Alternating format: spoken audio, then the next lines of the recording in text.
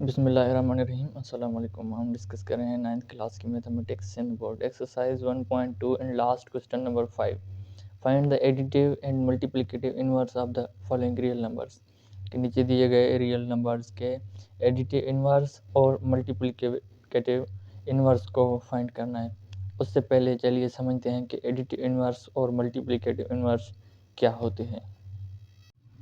तो पहले हमारे पास आता है एडिटिव इनवर्स। एडिटिव इनवर्स यानी फॉर एग्जांपल, पहले मैं एग्जांपल ले लूँ फिर आपको समझाऊँ।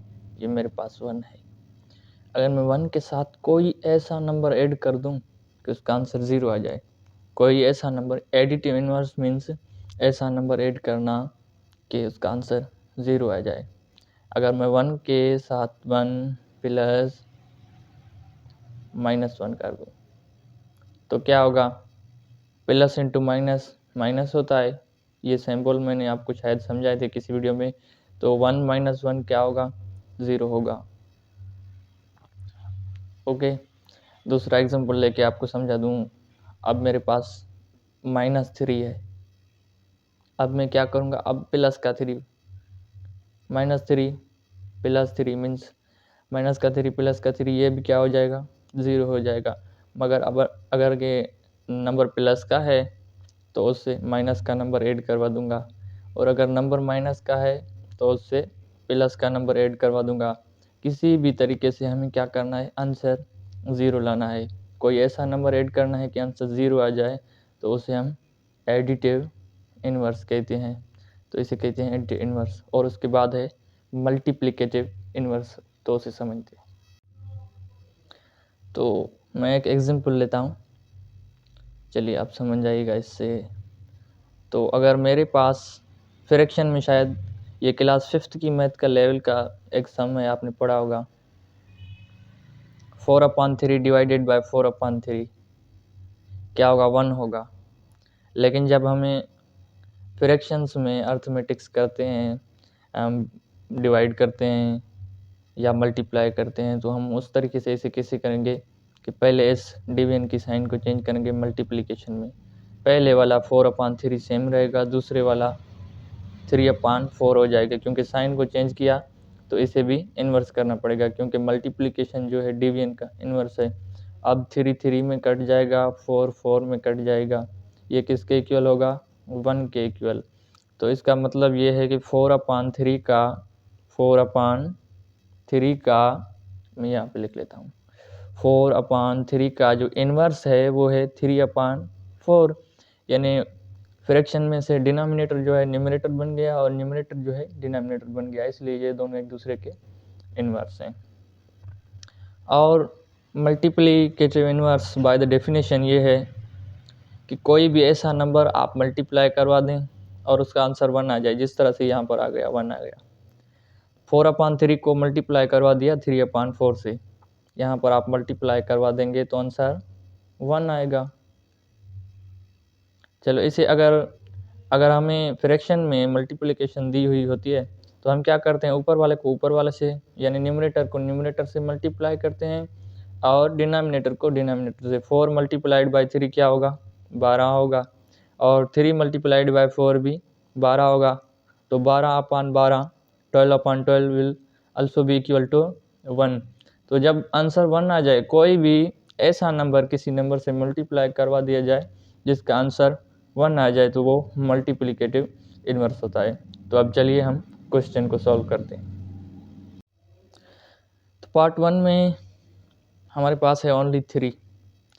अब हमें क्वेश्चन ये कहता है कि इसका एडिटिव इन्वर्स भी फाइंड करो और मल्टीप्लिकेटिव इन्वर्स दोनों फाइंड करने हैं।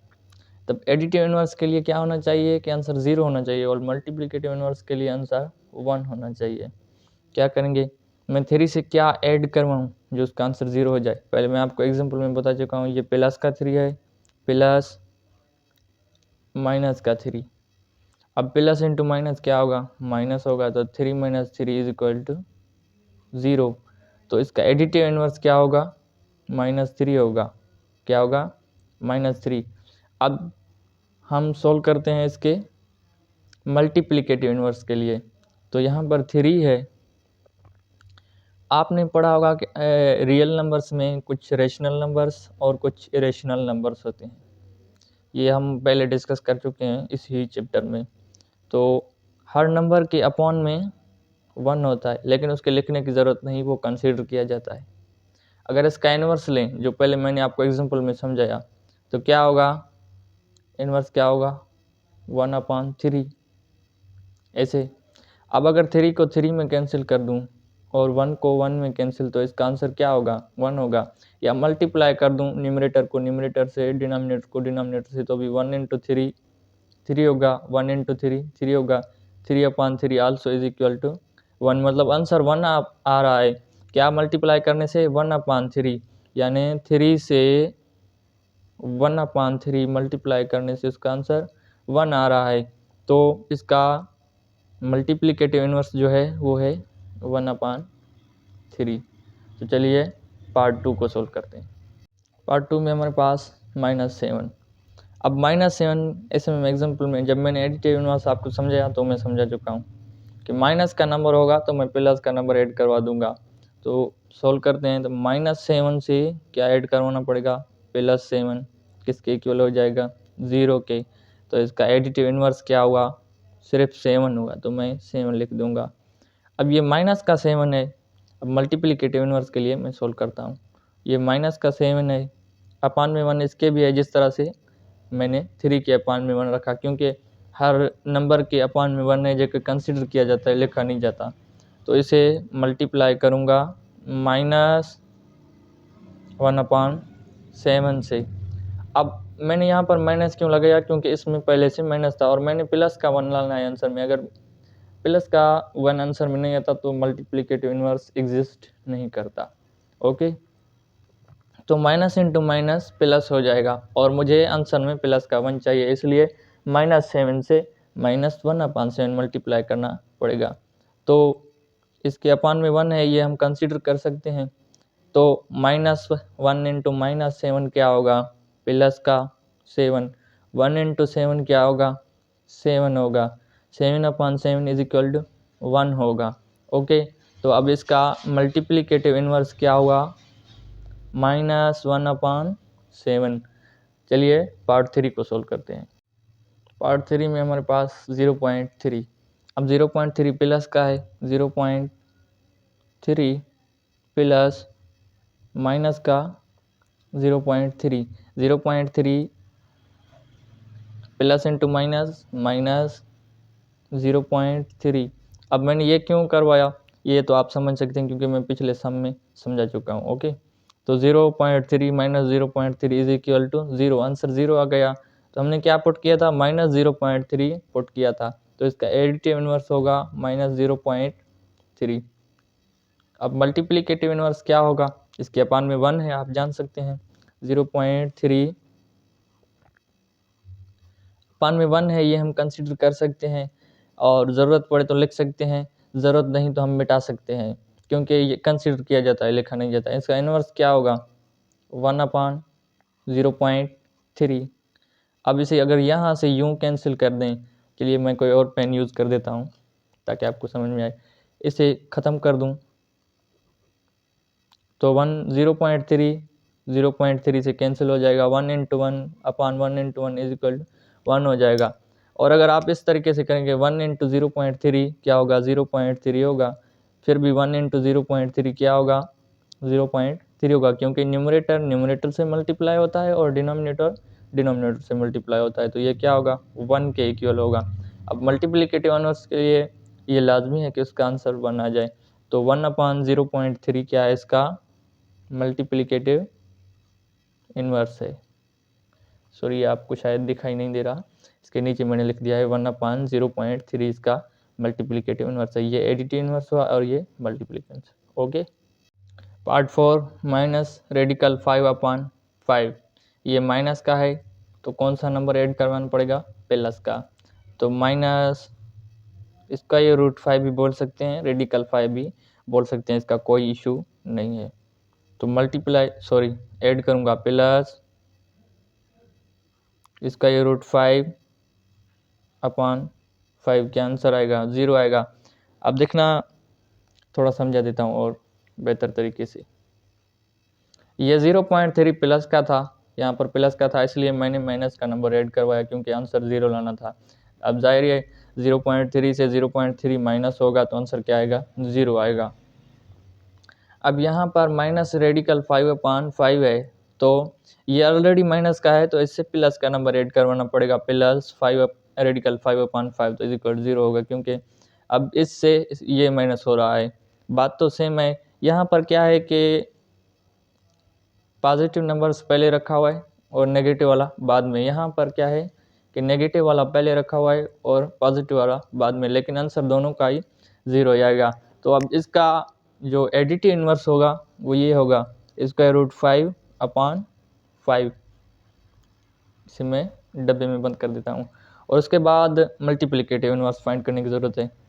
रेडिकल माइनस रेडिकल 5, यहाँ से थोड़ी लाइन ड्रा कर लूँ, अपान 5।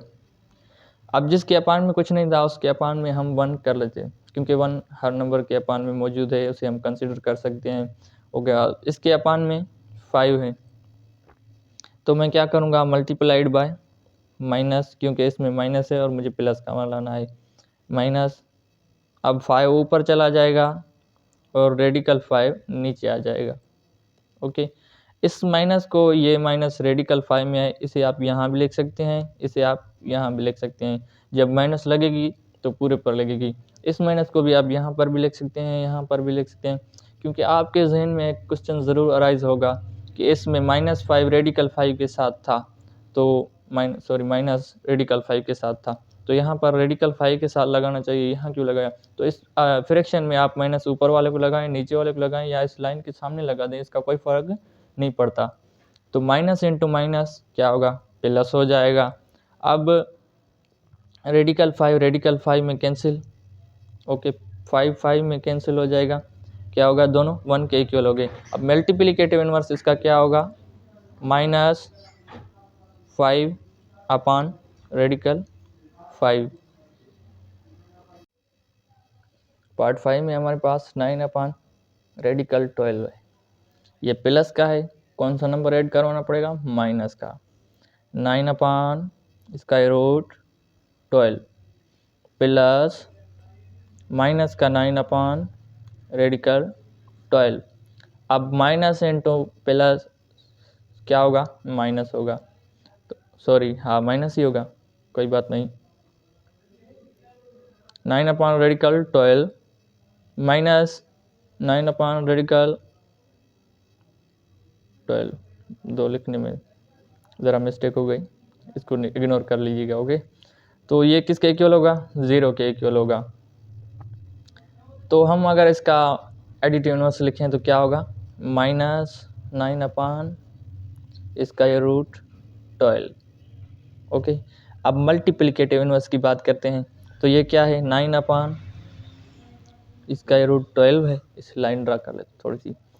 तो जब मल्टीप्लाई करूँगा तो मैं रेडिकल 12 को ऊपर ले जाऊँगा और 9 को नीचे, क्योंकि 9 को 9 में कैंसिल कर दूंगा और 12 को 12 में। इस तरह से आप देखें,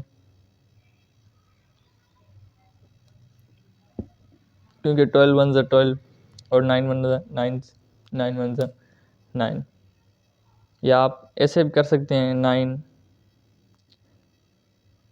जो ये किसके इक्वल होगा, 1 के इक्वल होगा। तो इसका मल्टीप्लिकेटिव इन्वर्स क्या होगा, चलिए इसे 2 कर लेता हूँ, रेडिकल 12 अपान 9। ये इसका एडिटिव इन्वर्स है और ये इसका मल्टीप्लिकेटिव इन्वर्स है, ये दोनों इसके आंसर।